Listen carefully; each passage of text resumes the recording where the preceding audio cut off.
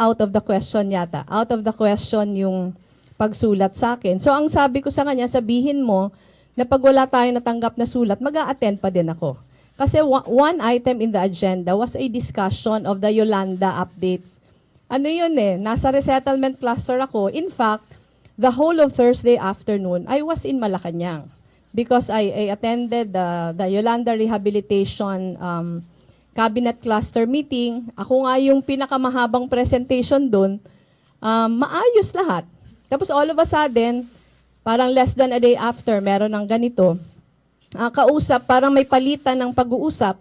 Sina Yusek Boy at saka yung office ni Hudcc. Ang sabi daw, hindi daw talaga ako pwedeng mag-attend. So ako, initially I was insisting that I will attend. Kasi sabi ko baka sabihin na remiss ako sa aking duties. Sabi niya, nakikiusap po ma'am na wag ka na talagang pumunta so as not to aggravate the situation. So ang sabi ko, what situation? Hindi naman po sinabi. So ako naman, sabi ko, pasiguro lang tayo, pero yung lahat na report ko sa Yolanda, yung dapat sanang dala ko on Monday, isubmit natin first thing on Monday. So natapos na marami kaming trabaho dito, pumasok ako no Saturday. Saturday morning, meron akong event sa Alabang. After the event in Alabang, pumasok ako dito kasi nagpirma nga ako ng napakaraming mga Certificate of Lot Award for San Fernando, Pampanga. Meron akong 616 pinirmahan. Right after ako magpirma, I received a text message from Hudcc June Vasco. I think every one of you saw the message already. Medyo stronger na yung words doon. Ang sabi, to desist from attending cabinet meeting starting Monday. So ako naman, medyo iba na yon. Medyo iba na yun, but I was still discussing with my staff, pupunta ba ako o hindi. Ako yung initial reaction ko, kung text message lang, pupunta pa din ako. The following day, I texted Bongo, Sap Bongo, I texted him. Ang sabi ko lang sa kanya, I just need confirmation from the President kasi wala akong direct line kay Presidente. When I need to speak to him, I always go through Bongo. Tinetext ko siya. I sent him, I think, 3 or 4 text messages asking for a confirmation from the sagot ako. Pero nung the whole of Sunday, hindi ako sinagot. So I texted Hudcc June Vasco. Yung first text ko pa nga, sabi ko, naghihintay ako ng confirmation from the President through Bongo, pero hindi pa ako sinasagot. Hindi din ako sinasagot until nag-discuss kami what we should do.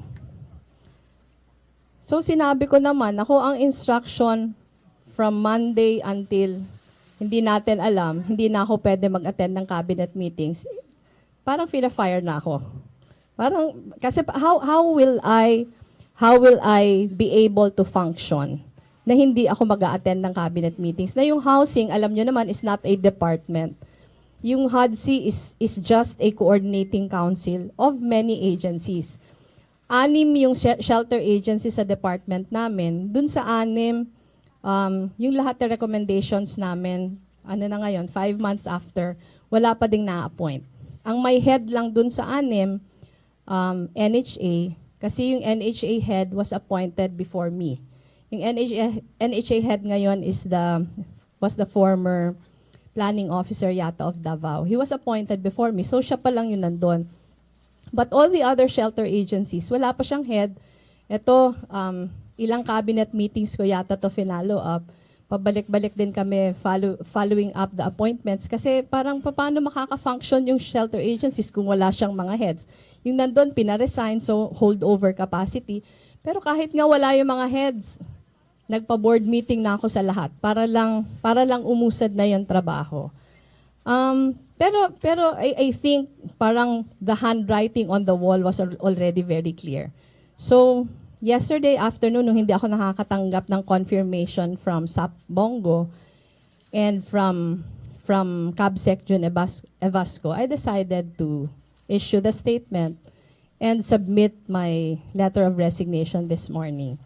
Parang medyo naguluhan lang ako kasi I think yung statement yata was hindi lang naman ako pinapa-attend pero hindi naman ako tinatanggal. Parang for me, not being able to attend the cabinet meetings makes my prolonged stay as a member of the cabinet already untenable. Kasi marami kaming functions na hindi namin magagawa without the other government agencies. Kaya parang ayoko na maisakripisyo yung housing. Sobrang dami ng problema. Sobrang grabe ng trabahong kailangan gawin. Pag ganito yung relationship namin, mahirap. Yung magsasakripisyo yung tao. Ako, I want to hold on to it sana. Kasi ako naman, ang paniniwala ko, despite the differences between me and the President, makakapagtrabaho naman ako ng maayos. Basta suportahan lang. Pero with this treatment, I don't think I would be able to get the support that Hudcc will need. Kaya I decided to resign.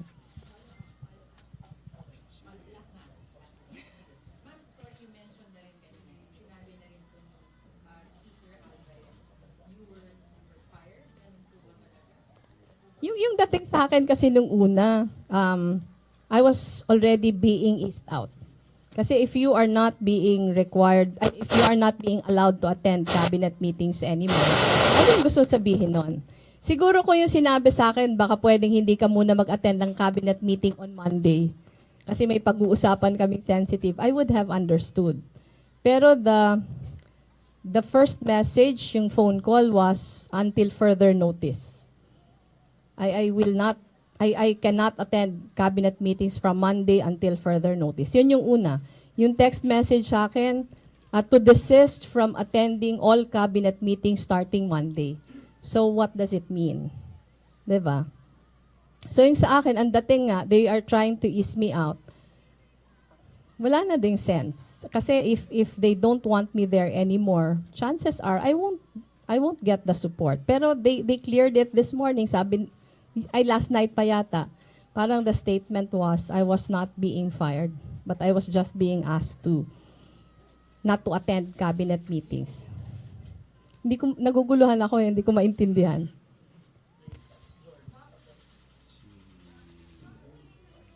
Yes.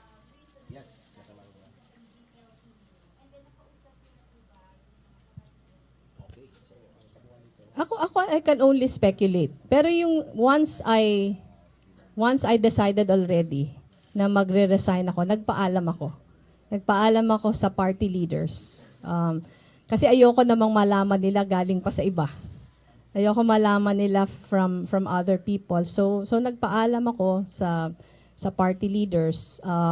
Lahat din nagulat kasi they thought naman na, alam naman nila na maraming kahirapan, marami ding mga hinihingi na hindi nasusuportahan. Pero sa akin kasi yung limitasyon, parang I can still work despite the limitations. So nagulat sila na ganun. They knew that I was so passionate about my work in housing. Halos lahat na waking hours ko, housing na yung inaasikaso ko. 24/7 na halos nagtatrabaho. Kaya when I informed them of my decision, lahat naman nagulat.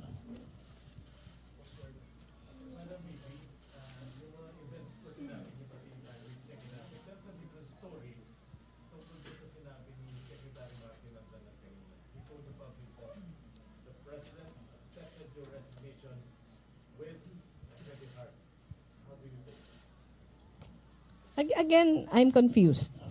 Kasi if he is not, kasi if you say heavy heart, parang malungkot siya na nagre-resign ako. Pero di ba yung hindi sa akin pagpa-attend ng cabinet meeting, parang yung writing on the wall nga, ayaw na nila ako nandun. Alam naman natin yung cabinet position, kami yung alter ego ng presidente pagdating sa housing. I should have his full trust and confidence. So if you are not trusted enough to let you in sa cabinet meetings, lalong-lalo pa yung cabinet meeting this afternoon. Kasi yung cabinet meeting this afternoon, one item in the agenda is my department. Prior to your appointment, Madam Vicky, nagkaroon kayo ng pagkikita kay President Duterte. Ngayon pong araw na ito, Monday, walang communication or any feelings for you to... Wala po. Actually, gaya ng sabi ko, yesterday, I was trying to get in touch with him through Sap Bongo. Sinasabi ko kay Bong na I just want to get a confirmation from the President. Pero hindi sinagot yung aking mensahe.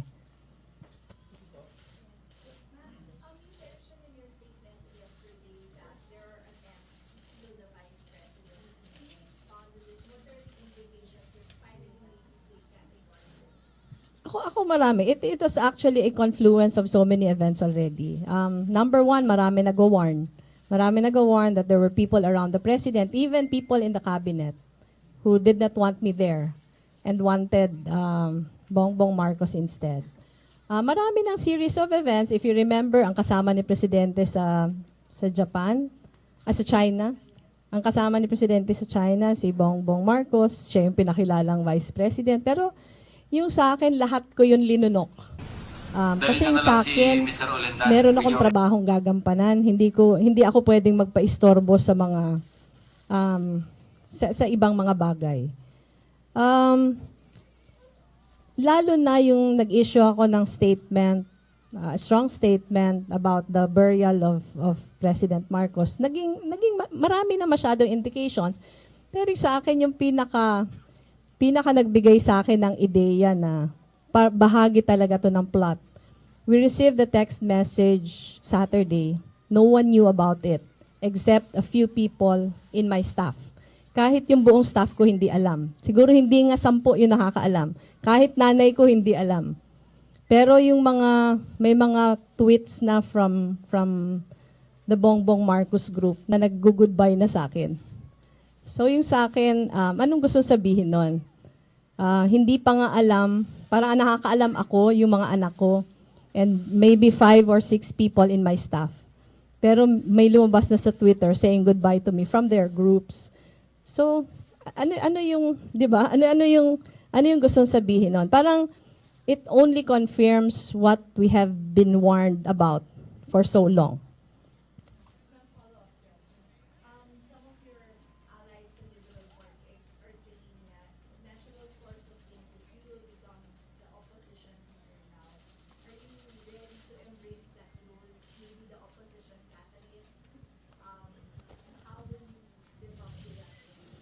Kasi depende siguro how we define what an opposition leader is. Ako, mag-o-oppose ako sa lahat ng mga polisiya. I think with mas malakas na boses. Mag-o-oppose ako sa lahat ng mga policies na I think detrimental to the Filipino people. Yung aking pag-oppose sa passage ng death penalty, mas malakas na boses. Yung aking pag-oppose sa lowering the age of criminal liability, ganun pa din. Sa extrajudicial killings, malakas pa din. Sa masamang pag-treat sa mga kababaihan, talaga magiging very vocal pa din, gaya ng dati. Pero sa akin, paniniwala ko pa din yung success ng administrasyon na to para din sa ating bansa. Kaya yung mga magagandang bagay na sinasang-ayunan natin still deserve support. Kahit pag ganito yung treatment sa akin, palagay ko hindi na ito tungkol sa akin. Yung obligasyon ko hindi na sa sarili ko, pero yung obligasyon ko para sa pinaninilbihan namin. Meron akong mandato, and palagay ko yung responsibility yun, kailangan mag-transcend sa kahit ano pang politika, kahit ano pang hindi pagkakaintindihan sa paniniwala. Pero parate pa ding kokontra sa mga bagay na hindi ko pinapaniwalaan. Yung sa akin naman, if being an opposition leader entails that, then magiging opposition leader ako. Pero hindi ko inaalis sa sarili ko na yung lahat na mga bagay at programa ng gobyernong ito na kinakailangan suportahan, susuporta pa din ako.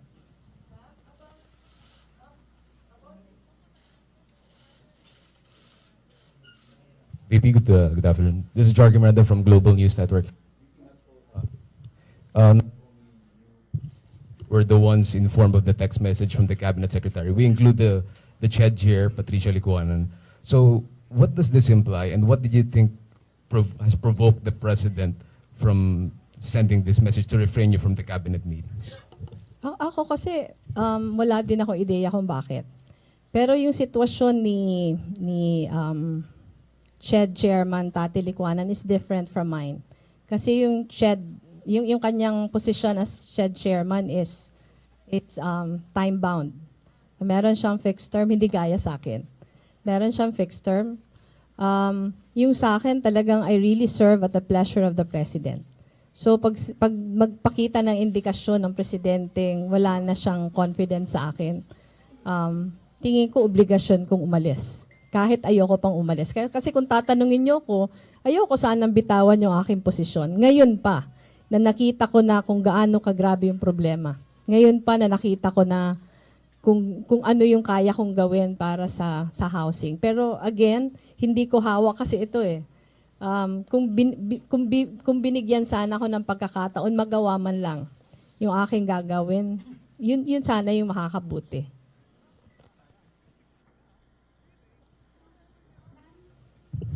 Kasi Malacanang spoke about irreconcilable differences. Kung specific po dun sa housing portfolio nyo, ma'am, is there any policy differences po sa inyo ni President Duterte? Mukhang hindi. Before I went down, tinitingnan ko pa lang yung statements. Pinakita sa akin ng staff ko yung statements ni Sec. Martin Andanar. Nakita namin yung statements ni spokesperson Abella. Pareho sila nagsasabi na they recognized the good things that I did with housing. Mukhang wala silang problema doon. In fact, in-extol nila yung lahat kong ginawa. Kasi I think everyone in the cabinet, kahit siguro yung may ayaw sa akin, would say na pinakita ko kung gaano ako kagrabe magtrabaho. Pinakita ko kung gaano ko ipinaglaban yung lahat na issues patungkol sa housing. So ako, I don't think even the President nor anyone in the cabinet can say na nagkulang ako. Kahit siguro tanungin yung lahat na housing agencies, ako lang siguro yung Hudcc chairman na personal na nag-a-attend ng lahat na board meetings. Ako siguro yung Hudcc chair na halos maraming araw sa isang linggo na doon talaga ako nag-uusina. So their statements naman do not in any way imply na yung pagtanggal sa akin was housing connected. Dalawang tanong po. Una, sa pagbibitiw ninyo bilang tagapangasiwa ng HUDCC, Vice President na lang kayo, ibig sabihin wala na kayo gagawin. Pangalawa, nagparin na si Presidente Duterte nung nandun sa Argentina na pag lumabas yung desisyon ng Korte Suprema ay maaaring magkaroon na tayo ng bagong Vice Presidente. Ano ho ang mga plano nyo? Meron ho ba kayong team na gumagawa ng mga plano kung sakasakali na mangyari Yung una po, sasalungatin ko lang, hindi siguro dahil hindi na ako Hudcc, wala na akong gagawin. In fact, if you recall, I was appointed late. Kahit pa po ako hindi pa na-appoint sa Hudcc, marami na po kami ginagawa sa Office of the Vice President. Meron po kaming flagship program, yung Angat Buhay. Ito po yung 5-point anti-poverty program na nakakasana. Umaandar na siya ngayon. And yung sa akin po, yung pagtanggal sa akin sa housing, hindi ko yata maiiwan yung advokasya pagdating sa pabahay. Kaya minute ko po yung aking staff kaninang umaga. Kanina lang po nalaman nung marami from myself yung aking desisyon na pagbibitiw. Sinabi ko na po sa kanila na idadagdag namin na advokasya yung housing. So we will still be working. Siyempre mas mahirap na ngayon kasi hindi na kami yung pinuno. Pero dahil naiintindihan na po namin yung buong problema, magiging very active pa din kami sa housing. Yun naman po pagdating sa kaso, yun po ay nasa PET na ngayon. Meron naman po tayong team of volunteer lawyers na inaasikaso yung kaso. Bawal po para sa amin na i-discuss yung merits ng kaso. Pero yung masasabi ko lang, kami naman basta magiging maayos lang yung proseso, kami po confident kaming papanalunan namin yung protest case. Yung sa akin lang pakiusap ko din sa taong bayan na huwag tayong magpabaya. Huwag po tayong magpabaya na manakaw yung posisyon sa atin. Kasi pag ninakaw po ito, hindi lang naman ako yung ninakawan, pero buong taong bayan. Kasi ito yung boses ng taong bayan, ito po yung mandato ko po, hindi naman nanggagaling sa Pangulo. Yung mandato ko nanggagaling sa mga tao. Pag ito po ay ninakaw sa atin, hindi lang po ako ang, 'di ba? Hindi lang ako ang apektado, pero yung buong bayan. Rambo lang ba yan, DCXL? Ma'am, nabanggit ko kanina kahit Saturday nagtatrabaho kayo. Kahit po Sunday. So, ano kaya ang sa tingin ninyo ma'am, implication doon sa mga umaasa, no? Yung nakakarami, lalo na kayo lang na victim. Paano nyo sasabihin sa kanila, maraming mga kamag-anak to na ito nangyari. At yung sinakbo, hindi natin maiwasan, yung sinakbo ng damdami nila, umaasa po sila doon sa tulong ninyo. But then, all of a sudden, hindi nyo nawawasan, nawala na. No? Paano, anong pakiusap niyo doon po sa kanila? Ako po, siguro ipapakiusap ko sa ating Pangulo.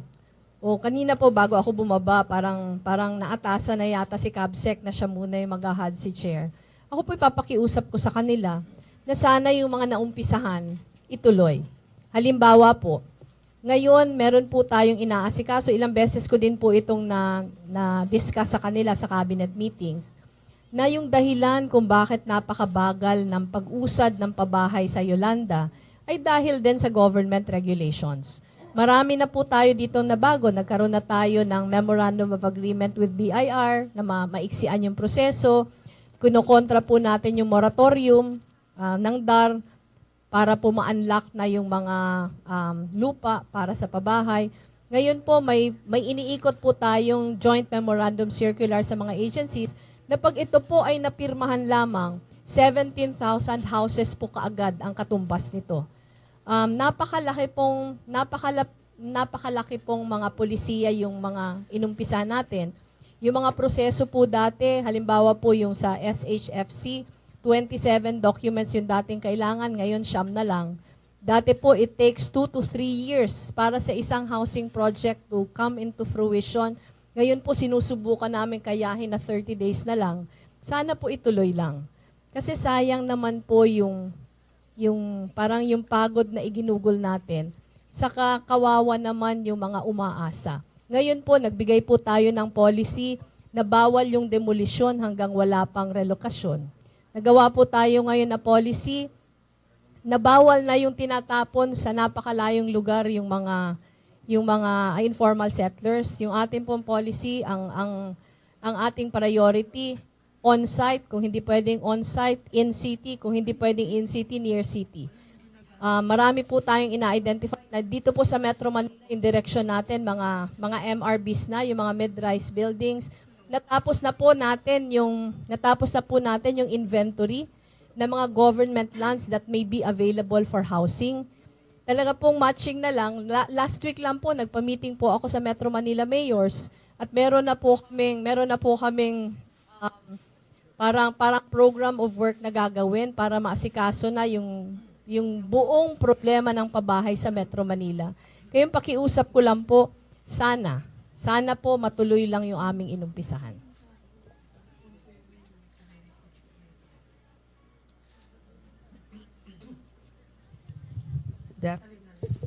Hello.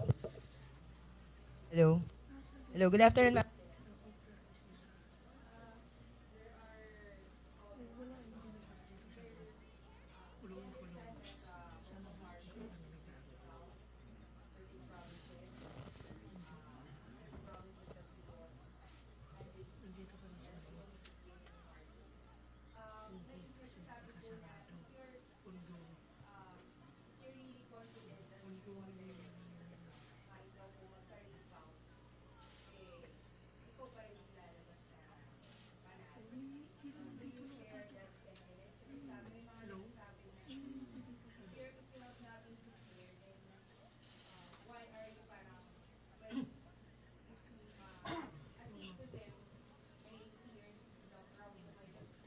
Pero yung fears kasing yun, propaganda ni Bongbong Marcos.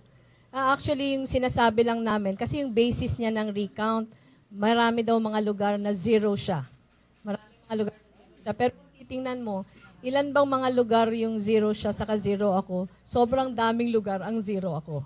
So, ang sinasabi lang namin, kung yung basis mo ng recount yon, di-recount din natin yung mga lugar na zero ako. Yun lang yung sinasabi natin. Hindi na dahil gusto nating harangin yung recount, pero sinasabi lang natin na yung basis niya yata parang hindi naman, 'di ba? Parang hindi naman dapat na basehan kung bakit magkaroon ng recount. So kung ang yung basehan dahil zero ka sa mga lugar, kung titingnan natin, ihilera natin siguro times 3 times 5 yung lugar na zero ako kumpara sa kanya.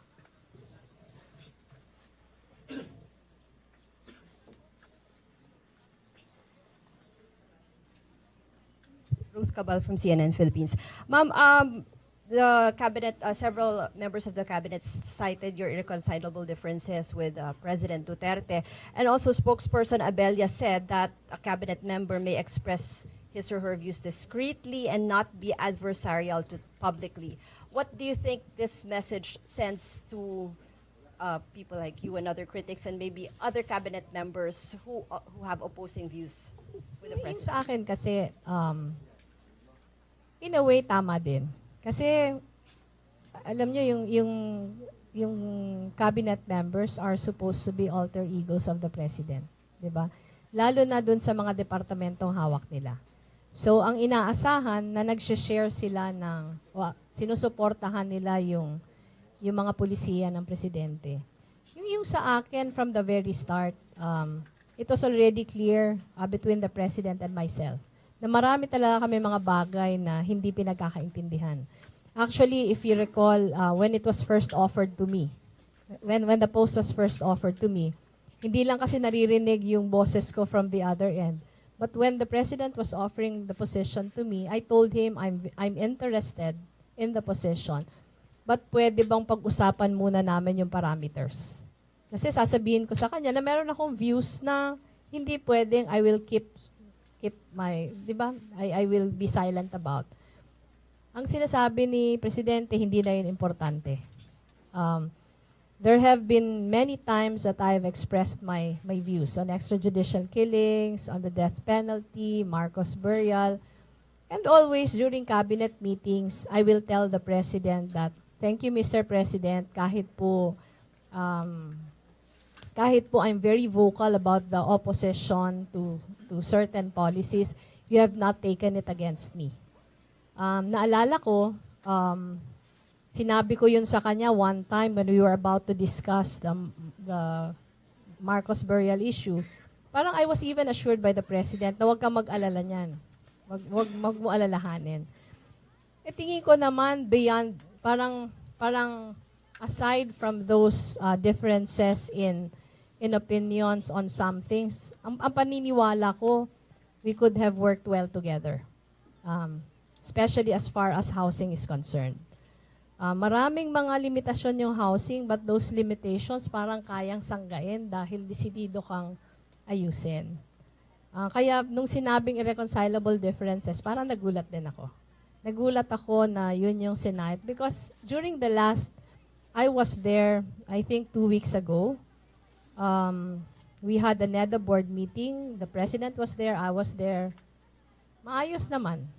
Trabaho yung pinag-uusapan. Pag trabaho yung pinag-uusapan, wala naman kami disagreement. May disagreement kami sa mga pananaw, may mga disagreement kami sa opinion, pero sa trabaho, wala namang ganun.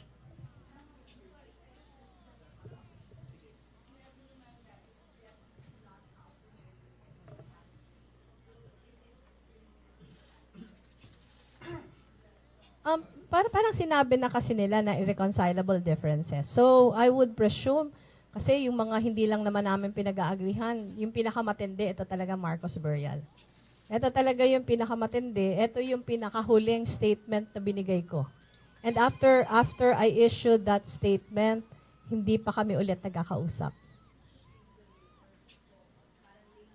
Parang we can only speculate. Or I think it would also be unfair to the President pag sinabi natin na this is the truth.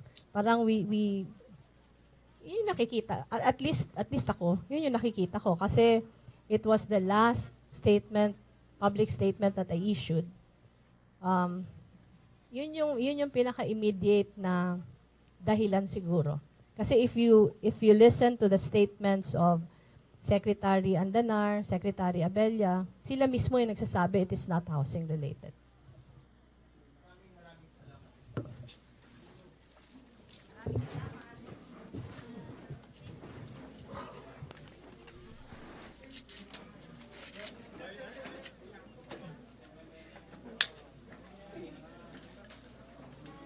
Text ko siya. I sent him, I think, 3 or 4 text messages asking for a confirmation from the sagot ako.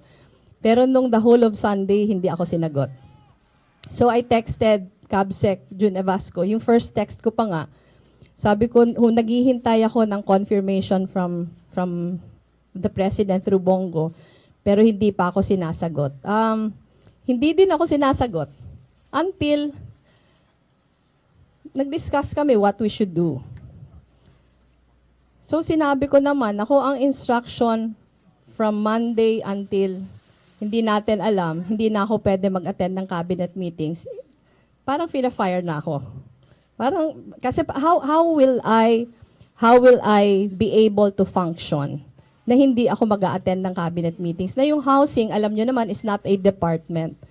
Yung Hudcc is just a coordinating council of many agencies. 6 yung shelter agencies sa department namin. Dun sa 6, yung lahat ng recommendations namin, ano na ngayon, 5 months after, wala pa ding na-appoint. Ang may head lang dun sa 6, NHA, kasi yung NHA head was appointed before me. Yung NHA head ngayon was the former planning officer yata of Davao. He was appointed before me, so siya pa lang yun nandun. But all the other shelter agencies, wala pa siyang head. Ito, ilang cabinet meetings ko yata to finalo up. Pabalik-balik din kami following up the appointments. Kasi parang paano makaka-function yung shelter agencies kung wala siyang mga heads. Yung nandun, pinaresign, so holdover capacity. Pero kahit nga wala yung mga heads, nagpa-board meeting na ako sa lahat para lang umusad na yung trabaho. Pero I think parang the handwriting on the wall was already very clear. So, yesterday afternoon, nung hindi ako nakakatanggap ng confirmation from SAP Bongo and from Cabsec Jun Evasco, I decided to issue the statement and submit my letter of resignation this morning. Parang medyo naguluhan lang ako kasi I think yung statement yata was hindi lang naman ako pinapa-attend, pero hindi naman ako. At sanang dala ko on Monday, isubmit natin first thing on Monday. So, natapos na marami kaming trabaho dito, pumasok ako no Saturday. Saturday morning, meron akong event sa Alabang. After the event in Alabang, pumasok ako dito kasi nagpirma nga ako ng napakaraming mga Certificate of Lot Award for San Fernando, Pampanga. Meron akong 616 pinirmahan. Right after ako magpirma, I received the text message from Cabsec Jun Evasco. I think every one of you saw the message already. Medyo stronger na yung words doon. Ang sabi, to desist from attending cabinet meeting starting Monday. So ako naman, medyo iba na yon. Medyo iba na yun, but I was still discussing with my staff, pupunta ba ako o hindi. Ako yung initial reaction ko, kung text message lang, pupunta pa din ako. The following day, I texted Bongo, SAP Bongo, I texted him. Ang sabi ko lang sa kanya, I just need confirmation from the President kasi wala akong direct line kay Presidente. When I need to speak to him, I always go through Bongo. Tinatanggal.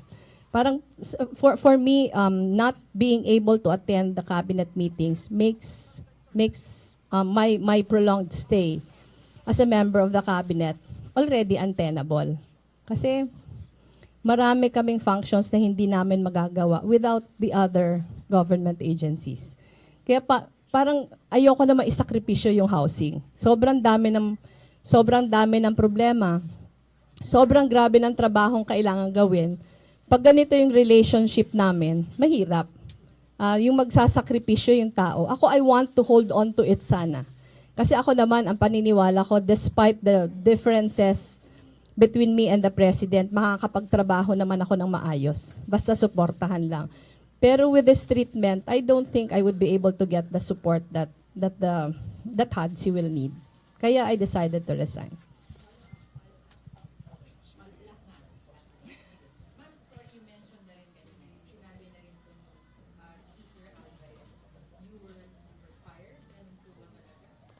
Yung dating sa akin kasi nung una, out of the question yata. Out of the question yung pagsulat sa akin. So ang sabi ko sa kanya, sabihin mo na pag wala tayong natanggap na sulat, mag-a-attend pa din ako. Kasi one item in the agenda was a discussion of the Yolanda updates.